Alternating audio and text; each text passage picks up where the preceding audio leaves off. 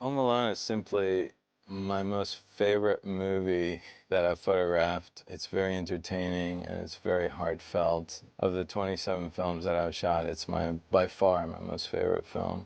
Where I went to see what was described as a little Christmas film, and I had no idea what to expect, and I was enchanted. Every kid thinks, if I could just get rid of my parents, it'd be great. And every parent, once in a while, tell the truth parents, thinks, if I could just get rid of my kid. Then the flip side of those two things obviously occurs, where the kid goes, geez, I didn't mean alone, I just meant not now. Mom? And the parents go, you know, we really miss the kid. Kevin! The genius of the script that John wrote is that he plays desire and fear beautifully, like a little orchestra. Action!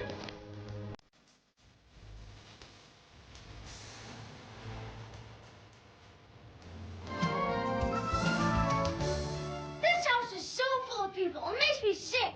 When I grow up and get married, I'm living alone. Did you hear me? I'm living alone! My problem in the film business is that I started with John Hughes, and so he would give me a script, I'd read, I'd go, oh, that's pretty good. You know, first draft, that's pretty good. It took about 10 years after working with John to realize just how good they were. Sometimes you read a script and it says, you know, and the bad guys get the crap beat out of them. One of the brilliant things of John's writing was that he laid out the physical comedy in exquisite detail. It's so well written and it's so well executed, and it's so much fun, and it's so much fun for everyone. And so when I first read the script, I was laughing out loud. It was like a Stooges thing, but shot by shot. So he was incredibly detailed in his vision, and then Chris brought it to life shot for shot. The gags in the film were written in the script, and fairly specifically. At the same time, there were elements that didn't exist in the original script. The character of Marley, I don't think existed in the original screenplay. The movie originally ended with Kevin just saying, just hung around, freeze frame. And we sort of worked together to bring that emotional side to it, as well as the intense sort of comedic side of it. We were telling this story through a child's point of view. For me, I wanted to create a sense of warmth with the picture, making absolutely certain that Home Alone felt timeless. The wardrobe, the look of the picture, it had to have some elegance and give it some style. And Julio Macat came through brilliantly. It was a really exciting time for me because I was just starting out. I had done a very small feature before. I think that was the reason Chris interviewed me for the job. He saw a lot of stunts on my reel, which I think he liked. I had been working as a stuntman, but this was my first big break to double a lead and on a film and be on the film for, 3 months. It was a big break for me because then after Home Alone, I got called a lot to do a lot of physical stunts as car hits and falls and everything because of the nature of the first Home Alone. So it got me a lot of work after that. The set atmosphere on Home Alone was like none other ever. I mean, it was like going to a frat party every day. Everybody was so young. There's always music playing, and Chris was hilarious, and Mark Radcliffe was the AD, and he's now Chris's executive producer on all these huge pictures now, and we just had a blast. It was actually the first time I cast out of Chicago, so I got to go to Chicago, and it was sort of off in Chicago on my own, and it was probably a bit of a confidence builder. The Kevin character, I thought it really had to be cast well. It had to be somebody that you believe could take care of himself. You were afraid for him. This is the furnace. It's the scariest thing in the basement. You should see what it does to me. With the wrong kid, it could have been an obnoxious child. So you needed somebody that was just totally endearing. Kevin, I'm on the phone. No, we're not bringing the dog. Put it in the kennel for the... Hey, get off. Kevin, out of the room. Hang up the phone and make me, why don't you? Well, Macaulay's involvement came from John Hughes. He had been in Uncle Buck. And John said to us, look, you may not want to cast Mac, but take a look at him, meet him, and let's, see what you think. I wanted to find this perfect kid to be in Home Alone, and I didn't want to resort to using Macaulay, who was in Uncle Buck. I thought, I want to find someone on my own. John Hughes suggested me for the part. And, you know, Chris wanted, you know, he met with me early on, but he also wanted to meet with other people. He just didn't want to just take the first thing that was in front of him. Guys, I'm eating junk and watching rubbish. You better come out and stop me. After meeting 400 other kids, I realized that there was no one as special or as unique or as talented as Macaulay. The camera loved him. He just was infinitely relatable to people all over the world. Little did I realize until I started shooting the film that not only did he have it for that film, but he truly was a certified movie star. Macaulay's become a great actor, I think. His recent work is really tremendous. As a 9-year-old boy, how good an actor can you be? So he had a beautiful face, he had a great sense of comedy, and he had a great teacher in Chris also. Action! The dork was whining about a suitcase. What am I supposed to do? Shake his hand and say, congratulations, you're a dork? I'm not an idiot. Oh, really? Cut. Okay. I'm not an idiot.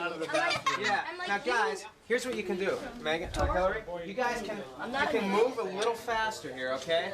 So you can say you're completely helpless. Everybody has to do everything for you as you're almost here, okay? So let's try it one more time, guys. And action. I've never done this once in my whole life. That's what Megan said. What did I say? You told Kev you're tough. The dork was whining about a suitcase. What am I supposed to do? Shake his hand and say, congratulations, you're an idiot? I'm not an idiot. Oh, really? You're so helpless. Everyone has to do everything for you. Chris was very, very good with me.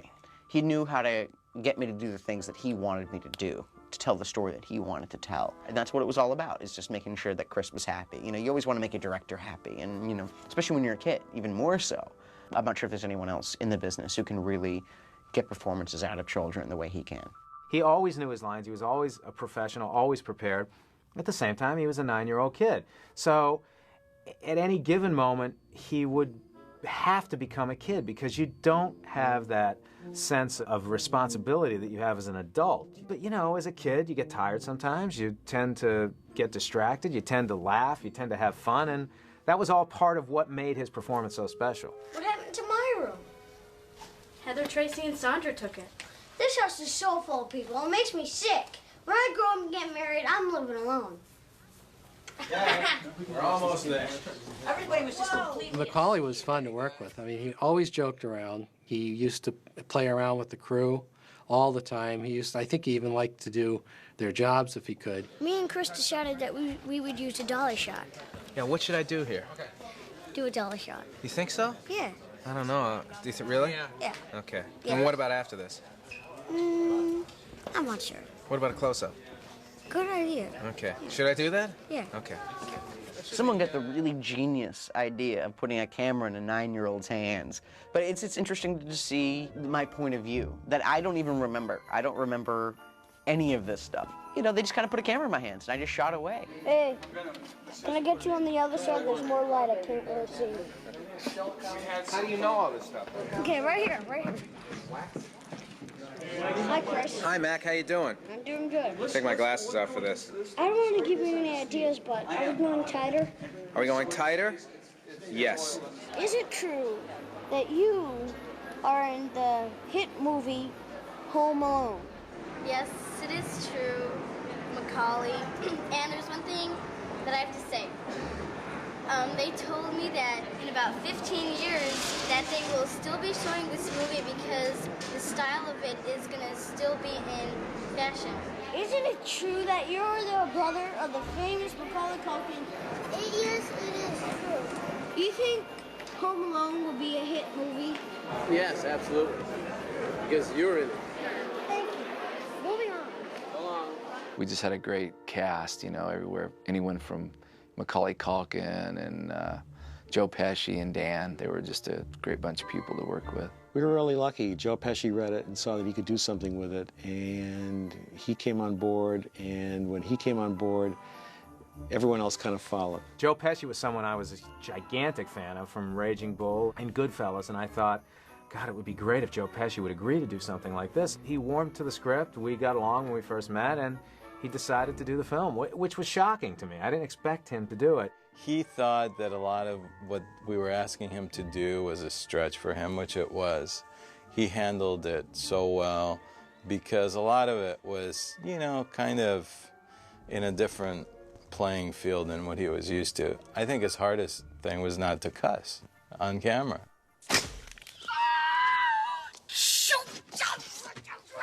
I'm working with Pesci. He's such a little whiny, annoying guy who I absolutely love. He pushes you, and he wants it to be perfect, and we love being silly together. Marv! Harry? Why the hell did you take your shoes off? Why the hell are you dressed like a chicken? I had been a huge fan of Daniel Stern ever since I saw Breaking Away, and he was just, I thought, a phenomenal actor. He was always my first choice, although he wasn't originally cast in the film because we couldn't afford him. They hired another guy, and then I think the other guy, whose name I can't remember, and Pesci rehearsed for like a few days, and then they called me and said, okay. Ironically, because of a failed screen test, Dan ended up getting the role. Thank God that other guy didn't do that movie. Would have been so stupid to have passed. When we first started shooting Home Alone, Chris wanted to have a real sense of danger until the explosion at the end when all the gags are set up and then Macaulay pounds us, and then it got more cartoony. So it was kind of being silly and stupid, but trying to keep some malevolence to it and unleash the slapstick at the end. Hiya, pal. We outsmarted you this time. Get over here. And they had me hung on the hook, which was a whole kind of little system thing that they'd have put me up there and stuff. And so we're rehearsing, and you know, Joe goes, First thing I want to do is bite off every one of his fingers, one at a time. I don't think he did it on purpose. He bit me. And I think he just meant to put his teeth on my finger, but he bit down a little harder than he thought. And I have a little Joe Pesci tooth mark scar right here on my finger. And it's still there. But, you know, I'm actually really proud of it. It's my little Home Alone battle wound. Although we tried to rough up Macaulay as much as we could because that was our best shot at him, you know. Stationary target, finally, that kid. I'm gonna kill that kid! What are you gonna do to him, Harry?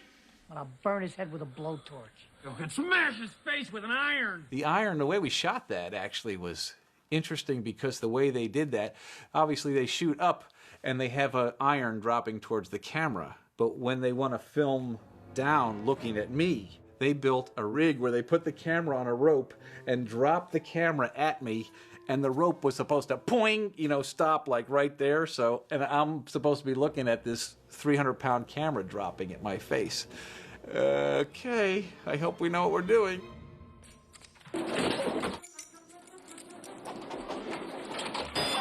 The stepping on the nail was a rubber nail that I could crush, you know, like that. Walking across the bulbs, those were all made of sugar. There's a tarantula crawling up my face, and there was supposed to be a mechanical tarantula. And so we got to the day of shooting, and I said, you know, where's that mechanical tarantula? Because I saw the box with the big hairy one. And they said, yeah, that didn't work out. Didn't look real. So it's the real tarantula? Did you take the poison stinger out of the real tarantula? They said, well, you know, if we took the stinger out, the tarantula would die eventually. And I said, but if you don't take the stinger out, I will die because it's going to be crawling on my face, and I'm supposed to scream, and I don't want to scare. Well, tarantulas can't really hear that well, so you can scream. That's when I let out a scream that I think I copied from Psycho. I hope you're making this behind the scenes interesting.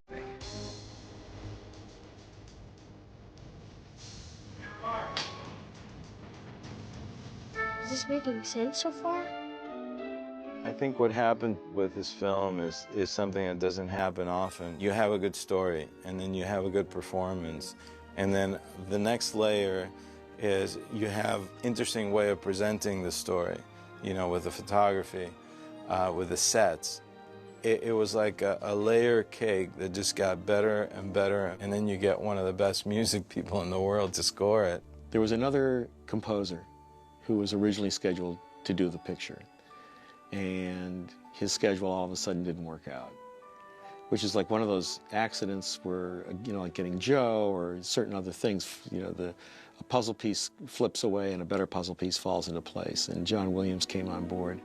Sometimes people make associations with composers, for example, in my case, and the budgets of film. They may not ask me to do a film if the budget isn't big, or they may want someone else to do it because it is small.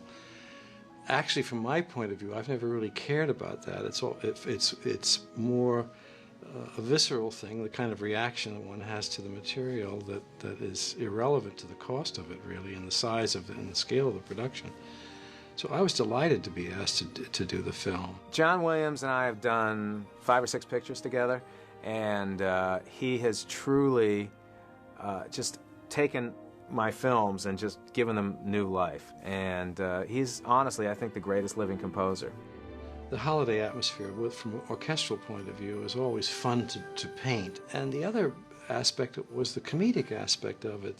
And a lot of those comedic sequences that are scored, if the music is a few frames off one way or another, it won't do. It needs to be really sewn to the action in a way that you would with an animated cartoon almost.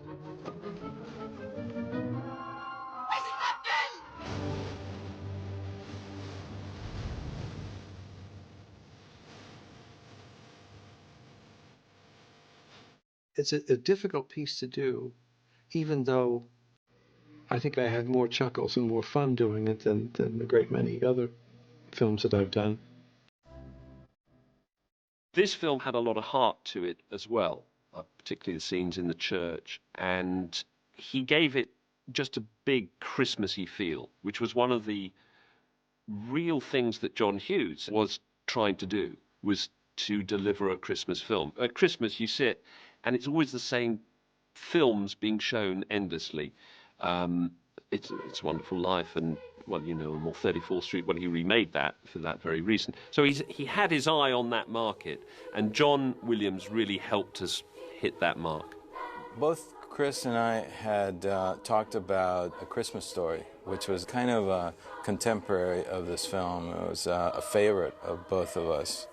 And both of us wanted to do something that was a little more fine-tuned and a little more classic in the sense of presenting Christmas in a more regal way. The key for me is to always create films that don't feel dated. A picture like Home Alone still makes an audience laugh as hard as it did when it was first released. And that to me is what we wanted to do way back then. You know, the goal was always, the mantra was always, guys, when we're old and gray and it's 3 a.m. and this pops up on The Late Show, I want to make sure that none of us are embarrassed by it. It's still funny in the way now, today, that it was back then, and I think it will continue to be. I think it's a classic movie, and it's just, I'm very, very proud to be a part of that. Home Alone is the most special movie I've ever been in, actually. I mean, I love all the movies I've been in, and I'm very proud of them, and I've had great people to work with. But Home Alone has been a calling card throughout the world. What else did you do while we were away? Just hung around. We're just trying to make a good film, as good a film as you can. And making good films is like putting lightning in a bottle. I mean, you assemble the best team you can, and then you pray, because you don't know. I mean, that's what makes making films quite an exciting business in all respects. I think Home Alone is everything. It's certainly a holiday movie. I mean, see it every holiday season. I mean, it's a family movie, and it's wonderful slapstick and a comedy. So I think it probably hit every area, so kids could love it, parents could love it. It was a true family movie where everybody could have a good time at the movie. And you know, I've done a lot of thinking about what we did right on the film, because I wanted to recreate it on other films, and it's really difficult to do because the film took on its own style. I think by handling the scenes in the right dramatic context and being aware of the scenes that came before and after, the film took on its own flow that worked for the film.